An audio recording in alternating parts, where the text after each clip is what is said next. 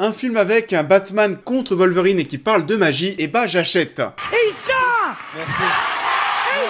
Bonjour à tous et on se retrouve en ce mercredi soir et on continue cette semaine de critiques sur les films de Christopher Nolan. On a parlé d'Inception ce lundi, on parlera d'Interstellar ce week-end et aujourd'hui on parle du Prestige, c'est parti. Le Prestige, sorti en 2006, est réalisé par Christopher Nolan et porté par Hugh Jackman, Christian Bale, Scarlett Johansson et Michael Caine. Nous allons suivre l'histoire de deux magiciens surdoués, Robert et Alfred, partenaires dans un premier temps jusqu'au jour où ils vont devenir rivaux, une rivalité qui va les mener à la mort. Alors oui, aujourd'hui j'avais envie de revenir sur ce long métrage de Nolan que certains d'entre vous n'ont peut-être pas déjà vu. C'est pour ça d'ailleurs que cette fois-ci il y aura une partie sans spoiler puis ensuite avec spoiler, parce que voilà, Le Prestige c'est un film à twist, c'est un film où vous allez avoir un final qui va vous mettre mais littéralement sur le cul et ce serait dommage de vous le spoiler. C'est gentil. Personnellement c'est l'un des meilleurs twists final de ma vie que j'ai vu dans un film et je connais peu de personnes qui sont pas tombées dans le panneau et même à l'époque lorsqu'on m'a conseillé le film on m'a dit qu'à la fin j'allais être sur le cul. Du coup, j'ai passé tout le long métrage à chercher, vous savez, voilà, tous ces petits indices, toutes ces choses qui allaient faire que j'allais peut-être deviner la fin avant de la voir. Et bah non, ça l'a pas fait. Je n'ai absolument rien vu venir et c'est vrai qu'après ça, t'en perds un peu tes mots. Be proud of you. Le Prestige comme Inception, et on en a parlé lundi, qui pourrait être intégralement un rêve que l'on vit nous aussi, et le Prestige, c'est un tour de magie auquel le spectateur va assister. On va te présenter en début de film les étapes du tour de magie, on va dire que c'est en 3 étapes. Premièrement, il y a la promesse où le magicien va te montrer quelque chose d'ordinaire pour en faire quelque chose d'extraordinaire. La deuxième étape, c'est le tour, et la troisième étape, le Prestige. Le Prestige, c'est quand tu vas voir que le tour a fonctionné. Et en fait, le Prestige, le film, est composé de la sorte. Le tout début, c'est la promesse, et même là, ce que je suis en train de faire, c'est la promesse, on vous dit que vous allez voir quelque chose de dingue, vous y croyez pas encore. Ensuite, le film, c'est le tour, et le final, c'est le Prestige, où tu vas voir que Nolan, encore une fois, va te foutre sur le cul avec sa narration très déstructurée, ça part encore une fois, mais dans tous les sens. Nolan arrive encore à nous avoir. En plus de ça, t'as cette réplique de Michael Caine qui te revient en pleine tronche quand il te dit qu'on ne regarde pas attentivement, que l'on veut juste être dupé, c'est exactement ça. Et donc ouais, le Prestige, la première fois que je l'ai vu, j'étais en mode waouh, comment je suis passé à côté de tout ça. Puis j'ai revu le film, et là c'est peut-être même le second visionnage qui est encore plus impressionnant. On en reparlera en partie spoiler, mais oui, à ce moment-là, tu vas voir tous les petits indices qu'on a laissés sur ton passage et tu n'as absolument rien vu. Alors attention, c'est pas un film bourré d'action, on parle de magie, mais c'est pas insaisissable, c'est pas Harry Potter. Il y a même 0 scène d'action, c'est un film qui est très posé, on va devoir être attentif, regarder ce qu'il se passe, et surtout, encore une fois, être très attentif à la narration de Nolan, comment est-ce qu'il raconte son histoire. Ça va partir, voilà, ça va être des flashbacks aussi dans des flashbacks. Il n'y a pas forcément de gros indicateurs au niveau du ton, des couleurs de l'image, qui sont pas variés en fonction de la temporalité. On va avoir quelques indicateurs comme la jambe du Jackman, on va voir à certains moments qu'il est blessé, on va voir à d'autres moments qu'il ne l'est pas, et ça va te permettre de savoir si t'es dans le passé ou dans le passé du passé. Enfin voilà, faut être attentif, Le Prestige c'est pas forcément un film que tu vois la première fois de ta vie après une journée de taf à 23h, c'est pas la mort non plus, c'est pas la chose la plus difficile à suivre, mais soyez attentifs. Are you watching closely?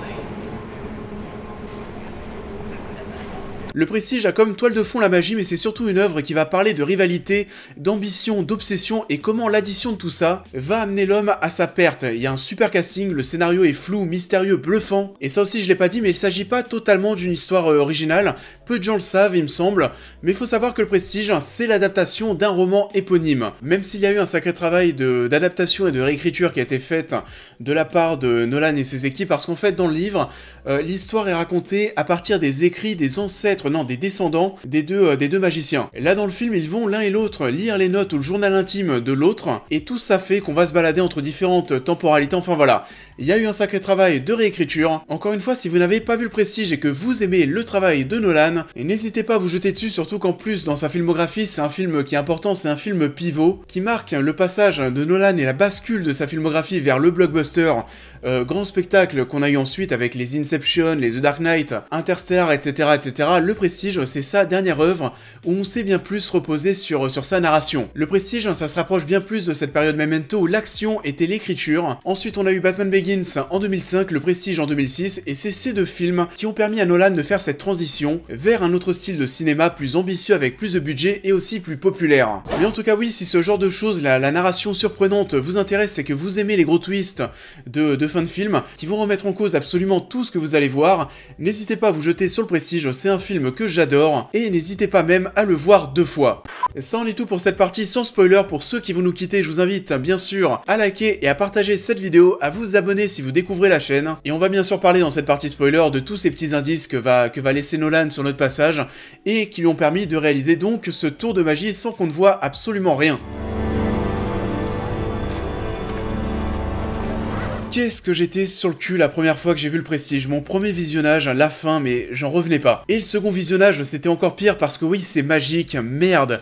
C'est à ce moment-là que tu vois tous les indices qui te font laisser entendre que les Christian Bale, et bah en fait, il y en avait 2. Tu fais même pas gaffe parce que Fallon est plus barbu, il semble aussi plus joufflu que Christian Bale. On te cache aussi tout le temps son visage, il va pas dire un mot, tu penses au bout d'un moment que c'est juste parce qu'il est Osef. Mais non, c'est surtout parce qu'on te cache la vérité, on te cache l'homme sous ce costume. Tu ne grilles absolument rien, surtout que dans le film, à plusieurs moments, à 2 moments, on t'exclut, on essaye de t'exclure de la tête le fait qu'ils sont 2 en disant que voilà, c'est pas possible, il y a pas de doublure. It's the same man.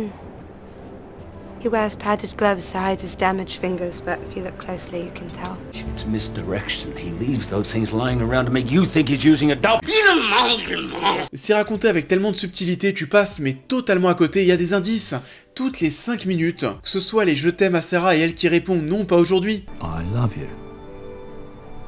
Not today. Parce que c'est pas le bon Christian Bale, il y a aussi des moments limite, il se téléporte, et tu te poses mais même pas la question. So I'll see you again.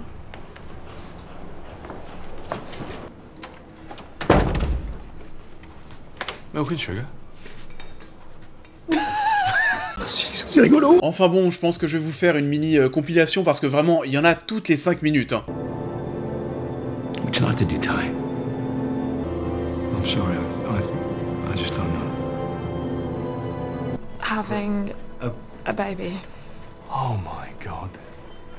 We should have told Fallon. I asked you last week, you said You caught me in the wrong mood. Are we going to the zoo this No. Remember, Daddy has some errands to run. But you promised. I promised, did I? Then go to the zoo. We shall. I saw Fallon hanging around again. You trust me? Then trust Fallon. Et c'est que ça. Le seul truc à la limite qui est pas subtil au premier abord, c'est quand tu vas voir que Christian Bale trompe Sarah avec Scarlett Johansson. Là, tu comprends pas trop, t'es même en train de te dire que le mec est un connard fini, assoiffé de succès, qu'il en est au point où il a oublié l'amour, la vie, ses enfants. Tu le prends vraiment pour le méchant de l'histoire au final, et puis tu vas encore une fois finir sur le cul parce qu'en fait, chacun des 2 frères aimait une femme différente. Ils étaient 2, ça leur a permis d'être meilleurs pour réaliser ce tour de l'homme transporté, alors que de l'autre côté, Hugh Jackman, lui, tu te rends compte qu'il est passé de la victime en début de film, avec la mort de sa petite amie, à une personne totalement assoiffée de vengeance, jusqu'au point où il va chercher à écraser absolument tout sur son passage.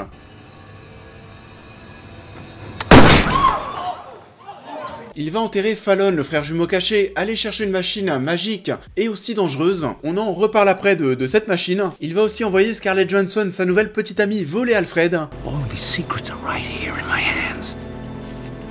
It won't bring your wife back. I don't care about my wife, I care about his secret. C'est un sale con! Il est prêt à tout et tu vois finalement que c'est lui qui a été le plus rongé par les événements du film, jusqu'à en devenir méchant. Christian Bale, les 2 Christian Bale, ont plus ce côté humain au final. Et ces 2 hommes sont amoureux chacun de leur côté, ça oui, tu vas le découvrir à la fin. Ils profitent tous 2 de leur vie malgré leurs secrets. Et même d'ailleurs, si vous regardez bien à la fin, lorsqu'Alfred va aller tuer Robert, si vous regardez bien, il ne cherche même pas à regarder ce qu'il y a dans cette pièce, et à comprendre quel est le tour d'Angier, il s'en tape un royal. Alors qu'encore une fois, dans cet extrait, on voit que Jackman cherche encore la révélation du secret de Borden.